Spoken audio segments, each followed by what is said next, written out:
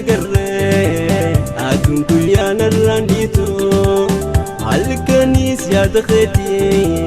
ijjitoo hirriba raftu boodammoo yoo waa ta'ee beekii akkamtuun sihii yoo naasuu naa qabaattee rabbii ji'iitii naanahee ayyoonis nagarree aduun guyyaa narraan dhiitu halkanis yaada keetii ijjitoo hirriba raftu boodammoo yoo waa ta'ee beekii akkamtuun sihii yoo naasuu naa qabaattee rabbii ji'iitii naanahee siifin himaa madagayii wayyaa guutuu namaa tan jaaladhaan miidhamtee wallaanuun dirqamaa siifin himaa madagayii wayyaa guutuu namaa tan jaaladhaan miidhamtee wallaanuun dirqamaa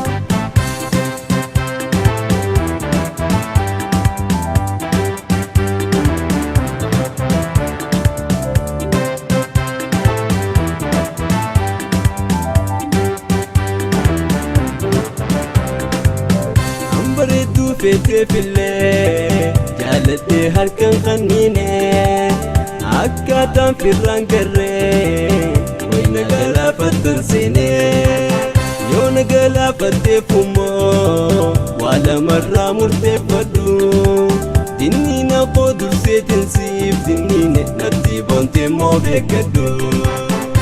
bareedduu feetee fillee jaaladhee harkaan qanniinee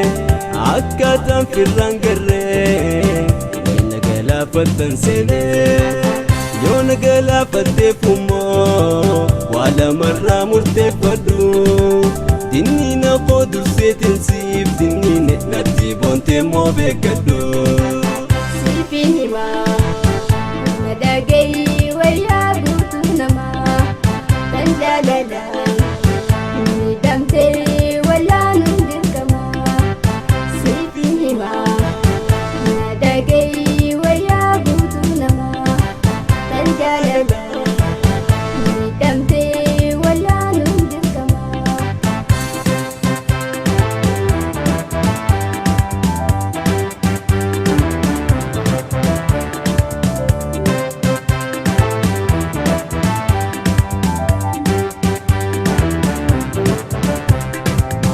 ayyoonis nagarree aduun guyyaa narraan dhiitu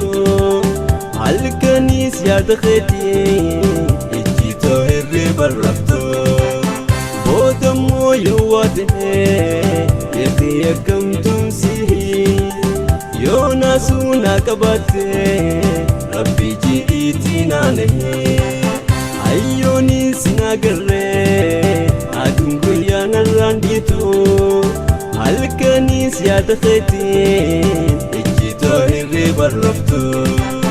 boodammoo yoo waa ta'ee beekii akkamtuun sihii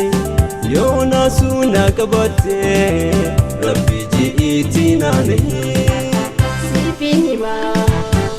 madagayii wayyaa guutuu namaa tan jaaladhaan